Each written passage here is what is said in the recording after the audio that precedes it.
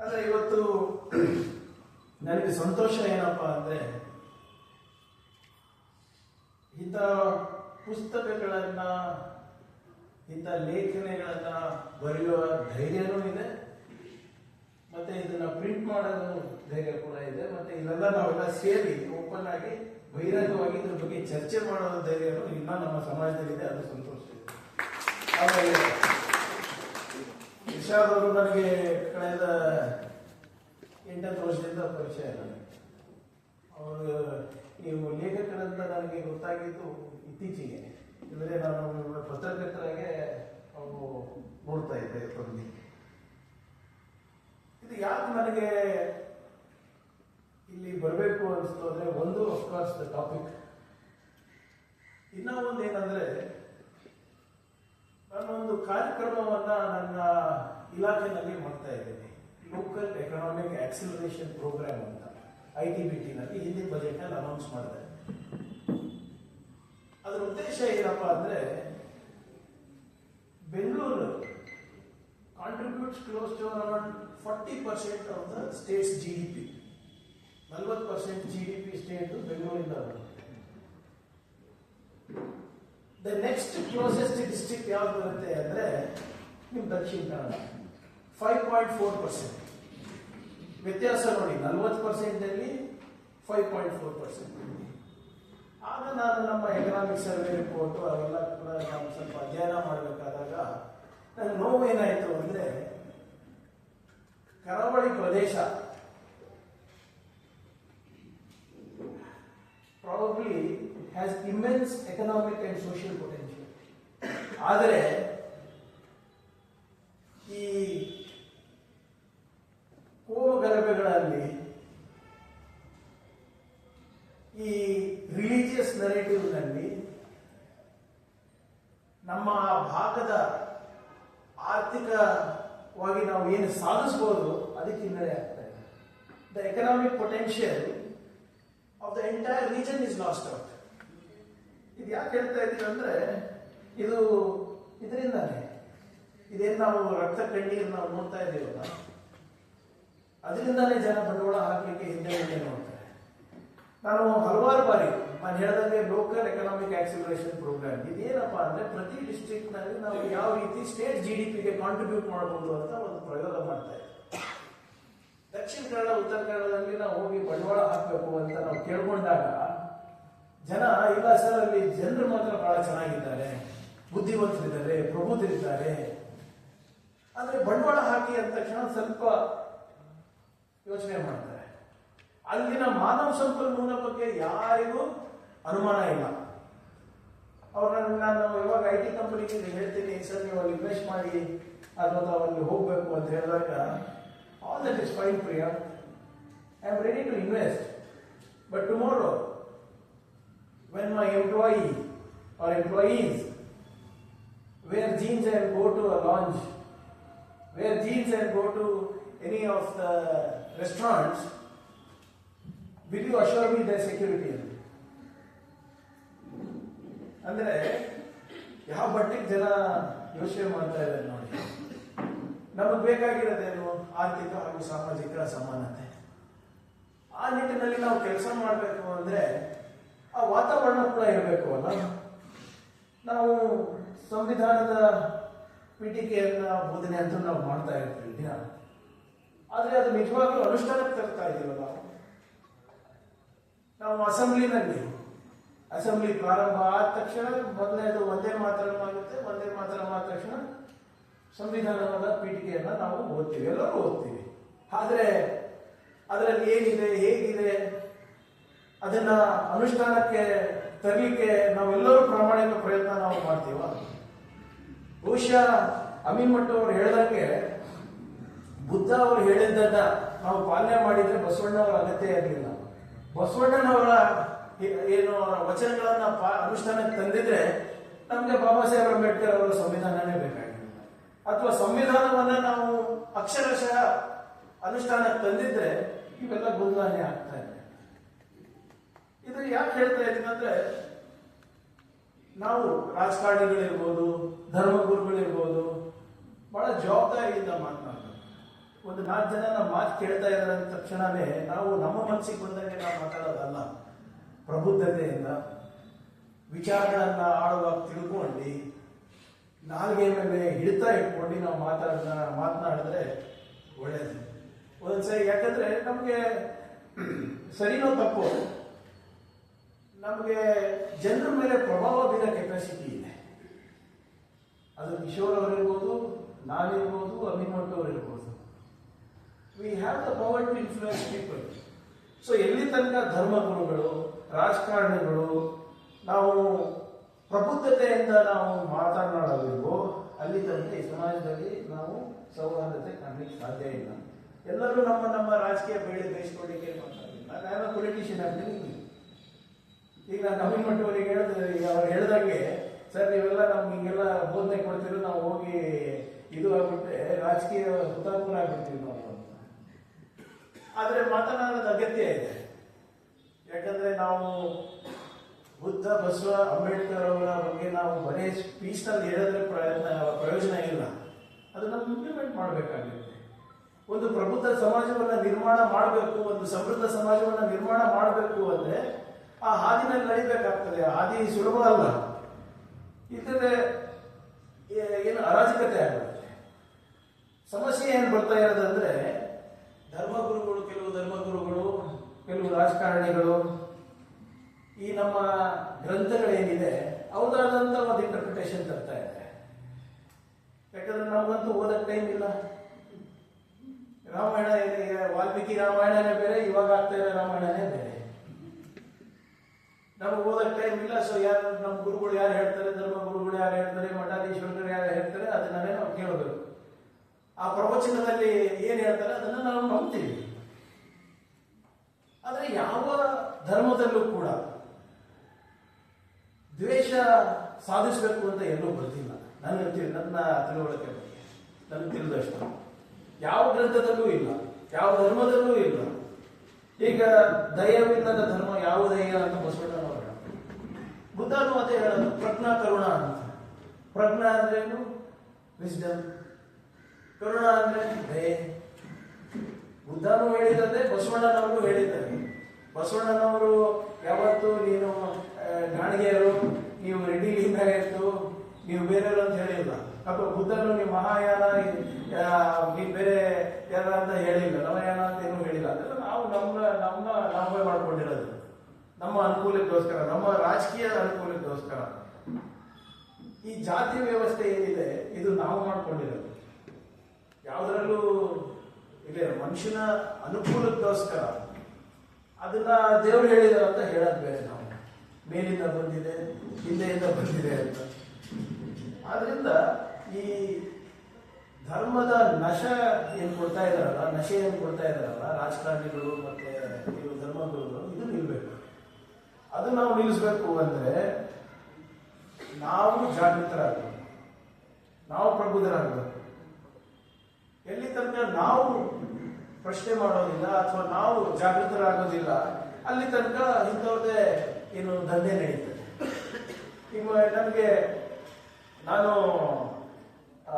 ನಿಮ್ಮ ಅದುಮಾರ್ ಮಠ ಇದೆ ಅಲ್ಲ, ಅದುಮಾರ್ ಮಟ್ಟಿನ ಸ್ಕೂಲೇ ಹೋಗ್ತೀನಿ.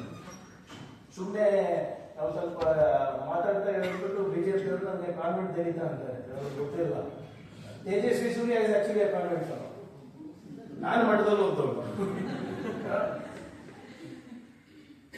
ನಾವು ಗಣೇಶ ಹಬ್ಬ ಮಾಡಿದಾಗ ನಮ್ಮ ಹಿಂದೂ ಸ್ನೇಹಿತರು, ಮುಸ್ಲಿಂ ಸ್ನೇಹಿತರು ಎಲ್ಲರೂ ಕೂಡ ಅಲ್ಲೇ ಪ್ರಸಾದ ಮಾಡ್ತಾ ಇದ್ರಿ, ಅಲ್ಲೇ ಹಂಚ್ತಾ ಇದ್ರಿ. ಅವತ್ತು ನಮ್ಗೆ ಏನಿರಲಿಲ್ಲ. Unfortunately that is not the situation ನಾವು. ಈಗ ನೋಡಿ, ಈಗ ರಂಜಾನ್ ಇರ್ಬೋದು ಅಥವಾ ಗಣೇಶ ಹಬ್ಬ ಇರ್ಬೋದು, ರಾಮನವಮಿ ಇರ್ಬೋದು, ಎಷ್ಟು ಟೈಟ್ ಸೆಕ್ಯೂರಿಟಿನಲ್ಲಿ ಸೆಲೆಬ್ರೇಷನ್ಸ್ ಆಗ್ತದೆ.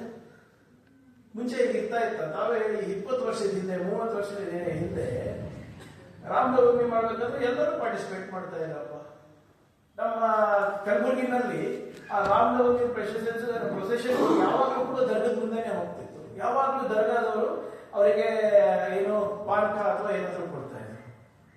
ಇತ್ತೀಚೆಗೆ ದರ್ಗಗಳನ್ನ ನೀವು ಕವರ್ ಮಾಡಬೇಕಾಗಿದೆ. ಅದೇ ರೂಟಲ್ಲಿ ಹೋಗ್ಬೇಕು ಅಂತ ಎಲ್ಲರೂ ಆ ರೂಟು ಬೇರೆ ದರ್ಗಾದ ಮುಂದೆ ಇರಲಿಲ್ಲ ಆದ್ರೂ ಕೂಡ ಆ ದರ್ಗಾದ ಮುಂದೆನೆ ಹೋಗ್ಬೇಕು ಅಂತ ಪ್ರಚೋದನೆಕಾರಿ ಡಿಜೆ ಹಾಕ್ತಾರೆ. ಆಮೇಲೆ ಇದು ನೀವು ಹೇಳಿದ್ರೆ ಸರ್ ದಿನೇಶ್ ಸರ್ ಬರೇ ಒಂದೇ ಧರ್ಮಕ್ಕೆ ಸೀಮಿತ ಇಲ್ಲ. ರಂಜಾನ್ ಟೈಮ್ನಲ್ಲೂ ಇವ್ರು ಹಂಗೆ ಮಾಡೋದು. ದೇವಸ್ಥಾನದ ರೂಟಿನಲ್ಲಿ ದೇವಸ್ಥಾನದ ಮುಂದೆ ಹೋಗ್ಬೋದು, ಡಿಜೆ ಇದು ಮಾಡಿಸೋದು, ಏನು ಲಾಠಿಗಳು ತೋರಿಸೋದು, ತಲವಾರುಗಳು ತೋರಿಸೋದು, ಇದೆಲ್ಲ ಮುಂಚೆ ಇರ್ತಾ ಇರಲಿಲ್ಲ, ಇತ್ತೀಚೆಗೆ ಪ್ರಾರಂಭ ಆಗಿದೆ. ಹೇಗೆ ಆಯ್ತು, ಯಾಕೆ ಆಯ್ತು ಅಂತ ನಾವು ಆತ್ಮವಿಮರ್ಶನೆ ಮಾಡ್ಕೋಬೇಕಾಗಿದೆ ಇವತ್ತು. ಯಾಕಂದ್ರೆ ಡಾಕ್ಟರ್ ಬಾಬಾ ಸಾಹೇಬ್ ಅಂಬೇಡ್ಕರ್ ಬಹಳ ಸ್ಪಷ್ಟವಾಗಿ ಹೇಳ್ತಾರೆ, religion is for man and not man for religion. ಅಂದ್ರೆ ಧರ್ಮವು ಮನುಷ್ಯನಿಗಾಗಿ ಇದೆ ಹೊರತು ಮನುಷ್ಯ ಧರ್ಮಕ್ಕಾಗಿ ಇಲ್ಲ. ಆದ್ರೆ ನಾವು ಏನ್ ಮಾಡ್ತಾ ಇದ್ವಿ, ಉಲ್ಟಾ ಮಾಡ್ತಾ ಇದ್ವಿ. ಇದು ಯಾಕಂದ್ರೆ ನೋಡಿ, ನಾವು ಪ್ರಬುದ್ಧರಾಗಿಲ್ಲ ಅಂದ್ರೆ ನಮ್ಮ ಸಮಾಜದಲ್ಲಿ ಸಮೃದ್ಧಿ ಕಾಣಲಿಕ್ಕೆ ಸಾಧ್ಯ ಆಗಿಲ್ಲ. ನನಗೆ ಆಶ್ಚರ್ಯ ಆಗುತ್ತೆ, ನಾವು ಹೆಡ್ಲೈನ್ಗಳು ನೋಡ್ತಾ ಇದ್ದಾಗ ಇಡೀ ದೇಶದಲ್ಲಿ, ಇಡೀ ವಿಶ್ವದಲ್ಲಿ ಆರ್ಟಿಫಿಷಿಯಲ್ ಇಂಟೆಲಿಜೆನ್ಸ್ ಬಗ್ಗೆ ಮಾತನಾಡ್ತಾ ಇದ್ವಿ. ನಾವು ಔರಂಗಜೇಬನ ಸಮಾಧಿ ಬಗ್ಗೆ ಮಾತಾಡ್ತಾ ಇದ್ವಿ. 200 ವರ್ಷದಿಂದ ನಾಗ್ಪುರ್ನಲ್ಲಿ ಇದೆ ಅಂತ ಅದಕ್ಕೆ ಬಿಸಾಕ್ಬೇಕಂತೆ. ಅವ್ ಮಾಡಿದವ್ರು ಮಾಡಿ ಹೋದ, ಸತ್ತು ಹೋದ, ಸಮಾಧಿ ಇದೆ, 200-300 ವರ್ಷದಿಂದ ನಡೀತಾನೇ ಇದೆ. ಈಗ ಜ್ಞಾನೋದಯ ತೆಗಿಬೇಕು ಅಂತ 30 ಜನ ನಾಗ್ಪುರ್ನಲ್ಲಿ ಯಾವ ಒಬ್ರು ಸೋಷಿಯಲ್ ಮೀಡಿಯಾದಲ್ಲಿ ರೀಲ್ ಮಾಡ್ತಾರೆ, ಅದಕ್ಕೆ ಇವರು ಎಲ್ಲರೂ ಒಂದಾಗ್ತಾರೆ, ಫೇಸ್ಬುಕ್ ನಲ್ಲಿ ಹಾಕ್ತಾರೆ, ಮತ್ತೆ ಅದಕ್ಕೆ ಒಂದಾಗ್ತಾರೆ, ಮತ್ತೆ ಹೋಗಿ ಅದು ಆನ್ಲೈನ್ ಇರೋ ಜಾಗ ಆಫ್ಲೈನ್ ತರ್ತಾರೆ.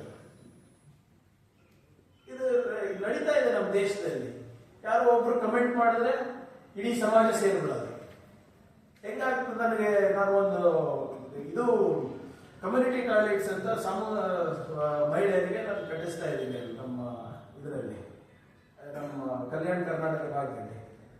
ಸಾಮೂಹಿಕ ಶೌಚಾಲಯ ಒಂದು 30 ಲಕ್ಷಕ್ಕೆ ಒಂದು ಯೂನಿಟ್, 10 ಯೂನಿಟ್ಸ್ ಬರುತ್ತೆ ಅದರಲ್ಲಿ. ನಮ್ಮ ಇದರಲ್ಲಿ ಹೆಂಗಾಗಿದೆ ಅಂದ್ರೆ, ನಮ್ಮ ಜನ ಬಂದು ಕೇಳ್ತಾರೆ, ಸರ್ ಅದು ಸಾಮೂಹಿಕ ಶೌಚಾಲಯಕ್ಕೆ ನೀವು ಮಹಿಳೆಯರಿಗೆ ಮಾಡ್ತಾ ಇದ್ದೀರಾ, ಅದು ಬೇಡ ಸರ್, ಅದು ಒಂದು ನಮ್ಮ ಕಮ್ಯುನಿಟಿ ಹಾಲ್ ಮಾಡ್ಕೊಡಿ ಅಂತ. ನಮ್ಮ ಮನೆ ಹೆಣ್ಮಕ್ಳು ಬಯಲಿಗೆ ಹೋಗ್ತಾ ಇದ್ದಾರೆ, ಅದ್ರ ಬಗ್ಗೆ ಕಾಳಜಿ ಇಲ್ಲ ಜನರಿಗೆ, ಅವರ ಸಮಾಜ ಬಗ್ಗೆ ಕಾಳಜಿ ಇದೆ. ಈಗ ಯಾರೋ ರಾತ್ರಿ ಫೋನ್ ಮಾಡಿಬಿಟ್ಟು ಕುಡಿದ್ಬಿಟ್ಟು ಒಬ್ರಿಗೆ ಬೈತಾರೆ, ಬೈದ ತಕ್ಷಣ ಇಡೀ ಸಮಾಜ ಒಂದಾಗ್ತದೆ. ಸಮಾಜದ ಪ್ರಶ್ನೆ ಇದೆ ಅಪ್ಪ, ಎಲ್ಲರೂ ಅವನ್ನ ಯಾರೋ ಬೇರೆ ಸಮಾಜದ ನಮ್ಮ ಸಮಾಜದಲ್ಲಿ ಬೈದ ಅಂದ್ಬಿಟ್ಟು ರಾತ್ರಿ ಎಲ್ಲ ಸೇರ್ಕೊಂಡು ಒಂದು ಅರ್ಧ ಗಂಟೆಯಲ್ಲಿ ಪೊಲೀಸ್ ಸ್ಟೇಷನ್ ಮುಂದೆ ಸೇರ್ಬಿಡ್ತಾರೆ, 200-300 ಜನ. ಯಾಕೆ? ಸಮಾಜಿಕ ಅವಮಾನ ಆಗಿದೆ, ಧರ್ಮದ ಅವಮಾನ ಆಗಿದೆ ಅಂತ. ನಮ್ಮ ಮಹಿಳೆಯರು ಬೈಲಿಗೆ ಹೋದಾಗ ಅವಮಾನ ಆಗಲ್ವ ಸಮಾಜಕ್ಕೆ? ಅವಾಗ ನಮ್ಮ ಮನೆ ಗೌರವ ಇಲ್ವಾ, ನಮ್ಮ ಧರ್ಮದ ಗೌರವ ಇಲ್ವಾ? ಎಲ್ಲಿಂದ ಎಲ್ಲಿಗೆ ಹೋಗ್ತಾ ಇದ್ದೀವಿ ನಾವು? It is so unfortunate that ನಾವು ಇದನ್ನ ಆಕ್ಸೆಪ್ಟ್ ಮಾಡ್ಕೊಂಡಿದ್ದೀವಿ. ಅದು ಪೊಲಿಟಿಕಲ್ ಇರ್ಬೋದು, ಸೋಷಿಯಲ್ ಇರ್ಬೋದು, ವಾಟ್ ಎವರ್ ರೀಸನ್ಸ್. ಮೊನ್ನೆ ಸದನದಲ್ಲಿ ಯಾರು ನಮ್ಮ ಬಿಜೆಪಿ ಅವರು ಕೇಳ್ತಾ ಇದ್ರು, ಯಾವುದೋ ಒಂದು ಮಹದೇವಪ್ಪ ಸಾಹೇಬ್ ಒಂದು ಪ್ರಶ್ನೆ ಇತ್ತು. ಮಹದೇವಪ್ಪ ಸಾಹೇಬ್ ಇರಲಿಲ್ಲ, ಅದಕ್ಕೆ ಅವ್ರ ಪರವಾಗಿ ನಾನು ಉತ್ತರ ಕೊಡ್ತಾ ಇದ್ದೆ, ಸಮಾಜ ಕಲ್ಯಾಣ ಸಚಿವರು. ಅವರು ಕಮ್ಯುನಿಟಿ ಹಾಲ್ಗಳು ಯಾಕೆ ಆಗಿಲ್ಲ ಅಂತ ಕೇಳಿದ್ರು. ಸೊ ಅನುದಾನದ ಕೊರತೆ ಇದೆ, ಅದಕ್ಕೆ ನಾವು ಮಾಡ್ತಾ ಇಲ್ಲ ಅಂತ ಎಲ್ಲರೂ ಬೈಯಕ್ಕೆ ಸ್ಟಾರ್ಟ್ ಮಾಡಿದ್ರು ನಮ್ಮ ಸರ್ಕಾರಕ್ಕೆ, ನೀವು ಕಮ್ಯುನಿಟಿ ಹಾಲ್ಸ್ ಮಾಡ್ತಾ ಇಲ್ಲ ಅಂತ. ನಾನು ಎದ್ದಿಂತ ಹೇಳಿದೆ, ಸರ್ ಒಂದು ಕೆಲಸ ಮಾಡೋಣ, ನಾನು ಸರ್ಕಾರದ ಪರವಾಗಿ I will give you an assurance that we will build no more community halls. ಆ ಎಲ್ಲ ದುಡ್ಡು ನಾವು ನಮ್ಮ ಯಾವುದು ಕ್ರೈಸಿಗೆ ಹಾಕೋಣ, ನಾವು ಹಾಸ್ಟೆಲ್ಗಳಿಗೆ ಹಾಕೋಣ, ಎಜುಕೇಶನ್ಗೆ ಹಾಕೋಣ ಸರ್. ಹಿಂದುಳಿದ ವರ್ಗದವರಿಗೆ, ಪರಿಷ್ಠ ಜಾತಿ ಪರಿಷ್ಠ ಪಂಗಡದವರಿಗೆ, ಅವರಿಗೆ ಒಂದು ಶಿಕ್ಷಣಕ್ಕೆ ಎಲ್ಲ ಕಮ್ಯುನಿಟಿ ಹಾಲ್ ದುಡ್ಡನ್ನ ನಾವು ಶಿಕ್ಷಣಕ್ಕೆ ಖರ್ಚು ಮಾಡ್ತೀವಿ, ನೀವು ಹೋಗ್ತೀರಾ ಅಂತ ಕೇಳೋದು. As a government I told I am ready to give assurance. ಒಬ್ರು ಎದ್ದಿಲ್ಲ ಸರ್, ಒಬ್ರು ಹೌದು ನೀವು ಹೇಳ್ತಾ ಇರೋದು ಕರೆಕ್ಟು, ಇದೆಲ್ಲ ಬಿಡಿ ಅಂತ. ಯಾಕಂದ್ರೆ ನಾಳೆ ಎಲೆಕ್ಷನ್ ಗೆಲ್ಬೇಕಲ್ಲ ಎಲ್ಲರೂ, ನಾನು ಕೂಡ ಗೆಲ್ಬೇಕು, ಅವರು ಕೂಡ ಗೆಲ್ಬೇಕು. ಇದನ್ನ ಒಂದು we have become addicted to religion, we have become addicted to caste. ಈ ಫಾಲ್ಸ್ ಏನು ಪ್ರೆಸ್ಟೀಜ್ ಅನ್ನ ನಾವು ಕ್ರಿಯೇಟ್ ಮಾಡ್ಕೊಂಡಿದ್ದೀವಿ ನಮ್ಮಲ್ಲೇ. ದುರ್ದೈವ ಇದು. ಸಾವಿರಾರು ವರ್ಷದಿಂದ ನಡ್ಕೊಂಡು ಬಂದಿದೆ. ಇದನ್ನ ಬದಲಾವಣೆ ಮಾಡಬೇಕು ಅಂದ್ರೂ ಕಷ್ಟ ಆಗ್ತದೆ. ಆಮೇಲೆ ಇದು ಯಾರಿಂದ ಪ್ರತಿಪಾದನೆ ಆಗ್ತಾ ಇದೆ ಅಂತ ನಾವೆಲ್ಲರೂ ಯೋಚನೆ ಮಾಡಬೇಕು. ಯಾರು ಮಾತನಾಡ್ತಾ ಇದ್ದಾರೆ, ಯಾರಿಂದ ಈ ಪ್ರವಚನಗಳು ಬರ್ತಾ ಇದೆ, ಅವರು ಅದನ್ನ ಫಾಲೋ ಮಾಡ್ತಾ ಇದ್ದಾರಾ ಇಲ್ಲ ಮನೆಯಲ್ಲಿ, ಅದೆಲ್ಲಾನು ತಿಳ್ಕೋಬೇಕಲ್ಲ ನಾವು. ನನಗೆ ಅರ್ಥನೇ ಆಗಲ್ಲ. ಮೊನ್ನೆ ನಿಮ್ಮ RSS ಮುಖ್ಯಸ್ಥರು ಹೇಳ್ತಾರೆ, ನೀವು ದೇಶ ಉಳಿಸ್ಲಿಕ್ಕೆ, ಧರ್ಮ ಉಳಿಸ್ಲಿಕ್ಕೆ ನೀವು 3 ಗಂಡ್ಮಕ್ಳು ಉಳಿಸ್ಬೇಕು ಅಂತ. ಅವ್ರು ಮಾತ್ರ ಬ್ರಹ್ಮಚಾರಿ ಇರ್ತಾರೆ RSS. ಬರೇ ಬಡವರಿಗ ಇದೆಲ್ಲ ಪಾಠ. ನೀವೆಲ್ಲರೂ 3 ಮಕ್ಕಳು ಹಡಿಬೇಕಂತೆ, ಅವರು ಬ್ರಹ್ಮಚಾರಿಯಾಗಿ ಇರ್ತಾರಂತೆ. ಅದೆಂತದ್ದು? ಅದಕ್ಕೆ ಕೇಳ್ತಾ ಇರೋದು ನಾವು ಅಲ್ಲಿ ಪ್ರಶ್ನೆ ಮಾಡಬೇಕು. ಈಗ ಇನ್ನೊಂದು ಕಳೆದ 10-12 ವರ್ಷದಿಂದ ಇನ್ನೊಂದು ಹೊಸ ಪ್ರಾರಂಭ ಆಗ್ಬಿಟ್ಟಿದೆ. ಬಹಳ ಸಲೀಸಾಗಿ ನಾವೆಲ್ಲರಿಗೂ ಬ್ರ್ಯಾಂಡ್ ಮಾಡ್ತಾ ಇದ್ದೀವಿ.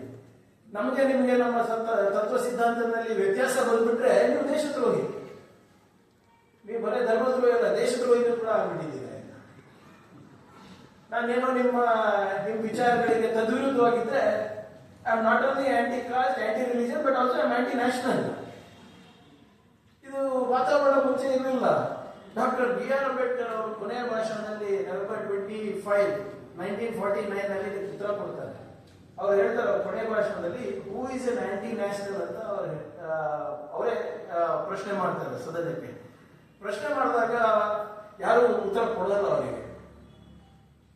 ಡಾಕ್ಟರ್ ಬಾಬಾ ಸಾಹೇಬ್ ಅಂಬೇಡ್ಕರ್ ಅವರು ಹೇಳ್ತಾರೆ, ಮುಂಚೆ ನಮ್ಮಲ್ಲಿ ಸಂವಿಧಾನ ಅಂತ ಇರಲಿಲ್ಲ, ಈಗ ನಮಗೆ ಸಂವಿಧಾನ ಇದೆ.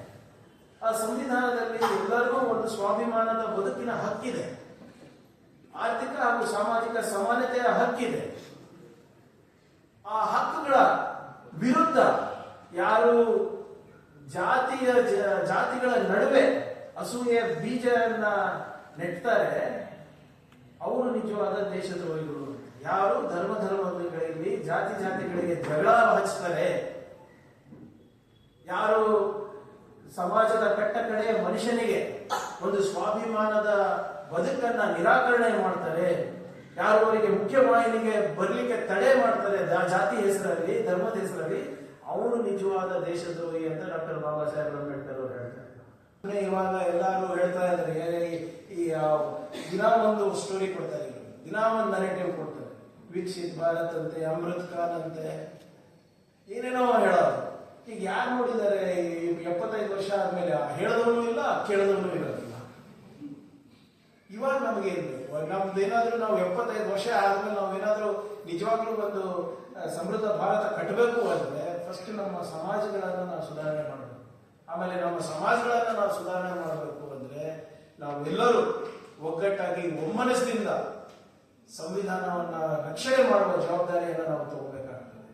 ಹೌದು, ಈ ಕಮ್ಯುನಿಸ್ಟ್ ಅವರು ಇರ್ಬೋದು, ಬೇರೆ ಪಾರ್ಟಿ ಆಪ್ ಇರ್ಬೋದು, ನಿಮ್ಮ JDS ಅಂತ ಇಲ್ಲ, ಅದು ಸೆಕ್ಯುಲರ್ ಇಲ್ಲ, ಬರೀ JD ಆಗಿದೆ, ಜನತಾ ದಳ ಆಗಿದೆ. ಸೆಕ್ಯುಲರ್ ಅಂತ ಏನು ಇಲ್ಲ, ಅದು ಜಾತ್ಯತೀತ ಪದ ತೆಗೆದ್ರೆ ಬೆಟರ್ ಅನ್ಸುತ್ತೆ. ಹೀಗೆ ಹಲವಾರು ರಾಜಕೀಯ ಪಕ್ಷಗಳಿದೆ. ಯಾರು ಸಂವಿಧಾನದ ಆಶಯಗಳನ್ನ ನಾವು ಎತ್ತಿ ಹಿಡಿಯಲಿಕ್ಕೆ ಪ್ರಯತ್ನವನ್ನು ಮಾಡ್ತಾ ಇದ್ದೀವಿ. ಆದರೆ ಇದಕ್ಕೆ ನಾವು ಮಾಡಬೇಕು ಅಂದ್ರೆ ನಾವು ಬರೇ ದಿಲ್ಲಿನಲ್ಲ, ಹಳ್ಳಿ ಮಟ್ಟದಲ್ಲಿ ಕೂಡ ನಾವು ಮಾಡಬೇಕಾಗ್ತದೆ. ಇಂಥ ಒಂದು ಪ್ರಯತ್ನಕ್ಕೆ ಯಾವಾಗಲೂ ನಮ್ಮಂಥವರು ಸದಾ ಸಿದ್ಧರಿರ್ತೀವಿ ಅಂತ ನಾನು ಬಯಸ್ತಾ ಇದ್ದೀನಿ. ಕೊನೆಯದಾಗಿ ಮತ್ತೊಮ್ಮೆ ನಮ್ಮ ಇರ್ಷಾದ್ ಅವರಿಗೆ ನಾನು ಅಭಿನಂದನೆ, ತಮ್ಮೆಲ್ಲರ ಪರವಾಗಿ ಹಾಗೂ ವೈಯಕ್ತಿಕವಾಗಿ ನಾನು ಅಭಿನಂದನೆ ಸಲ್ಲಿಸ್ತಾ ಇದ್ದೇನೆ. ಇಂಥ ಪುಸ್ತಕಗಳು ಬಹಳ ಕಷ್ಟ ಬರೆಯೋದು. ಅದನ್ನು ಹೋಗಿ ಅವರ ಕುಟುಂಬದವರ ಹತ್ರ ಮಾತನಾಡಿ ಅವರ ಕಷ್ಟಗಳನ್ನು ಅರಿತುಕೊಂಡು ಅದನ್ನ ಒಂದು ಸಮಾಜಕ್ಕೆ ಒಂದು ಕನ್ನಡಿಯಾಗಿ ಹಿಡಿತಾ ಇದ್ದೀರಾ. ಇದು ನಿಜವಾಗ್ಲೂ ಬಹಳ ಶ್ಲಾಘನೀಯವಾದಂಥ ಕೆಲಸ. ಇದು ಬಹಳ ಒಂದು ಉತ್ತಮವಾದಂಥ ಕೆಲಸ. ಬಹುಶಃ ಈ ರಕ್ತ ಕಣ್ಣೀರಿನ ಕಥೆಗಳನ್ನ ಓದೋಣ ಜನರು ಸ್ವಲ್ಪ ಅರ್ಥ ಮಾಡ್ಕೊತಾರೆ, ಯಾವ ರೀತಿ ಅವರಿಗೆ ಈ ಧರ್ಮದ ನಶೆಯನ್ನ ಜನರಲ್ಲಿ ತುಂಬಿ ಯಾವ ರೀತಿ ಬಡವರಿಗೆ ಒಂದು ಈ ಹೋರಾಟ ಅಂತ ಇವ್ರೇನು ಹೋರಾಟ ಅಂತ ತಿಳ್ಕೊಂಡಿದ್ದಾರೆ, ಅದಕ್ಕೆ ಬಿಟ್ಟು ಅವರ ಭವಿಷ್ಯವನ್ನೇ ಹಾಳು ಮಾಡುವ ನಿಟ್ಟಿನಲ್ಲಿ ಕೆಲಸ ನಡೀತಾ ಇದೆ. ಇದಕ್ಕೆ ಒಂದು ಕನ್ನಡಿ ಆಗುತ್ತೆ ಅಂತ ನಾನು ಭಾವಿಸ್ತಾ ಇದ್ದೀನಿ. ಮುಂಬರುವ ದಿನಗಳಲ್ಲಿ ಇನ್ನ ತಮ್ಮ ಲೇಖನೆಯಿಂದ ಇನ್ನ ಹೆಚ್ಚು ಜನ ಪ್ರೇರಿತರಾಗಲಿ, ಇನ್ನ ಹೆಚ್ಚು ಜನರಿಗೆ ಸ್ಫೂರ್ತಿ ಆಗ್ತಿಲ್ಲ ಅಂತ ನಾನು ಭಾವಿಸ್ತಾ ಇದ್ದೀನಿ. ಅಭಿಮಠ್ ಅವರು ಹೇಳ್ದಂಗೆ ಈಗ ಹೇಗೆ ಅವರು ಒಂದು 30-40 ವರ್ಷ ಆಯ್ತು ಇದರಲ್ಲೇ ಇದ್ದಿ, ಸೊ ಈಗ ಒಂದು 40 ವರ್ಷ ಆದ್ಮೇಲೆ ನೀವೆಲ್ಲರೂ ಮುನ್ನುಡಿ ಬರೀತಿರ್ತೀವಿ. ಸೊ ಆದರೆ ಒಳ್ಳೆ ಪುಸ್ತಕಗಳ ಬಗ್ಗೆ ಇಂಥ ರಕ್ತ ಕಣ್ಣೀರಿನ ಪುಸ್ತಕಗಳೆಲ್ಲ ಅಂತ ನಾವು ಭಾವಿಸ್ತೀವಿ. ಮುಂಬರುವ ದಿನಗಳಲ್ಲಿ ನಾವೆಲ್ಲರೂ ಒಗ್ಗಟ್ಟಾಗಿ ಒಮ್ಮನಸ್ಸಿನಿಂದ ಸಂವಿಧಾನವನ್ನು ರಕ್ಷಣೆ ಮಾಡಲಿಕ್ಕೆ ಒಂದು ಪ್ರಾಮಾಣಿಕ ಪ್ರಯತ್ನ ಮಾಡೋಣ ಅಂತ ಹೇಳ್ತಾ ಮತ್ತೊಮ್ಮೆ ಶಾಲೆಗಳಿಗೆ ಅಭಿನಂದನೆ ಸಲ್ಲಿಸ್ತಾ ನಾನು ಮುಗಿಸ್ತೀನಿ. ಜೈ ಹಿಂದ್, ಜೈ ಕರ್ನಾಟಕ.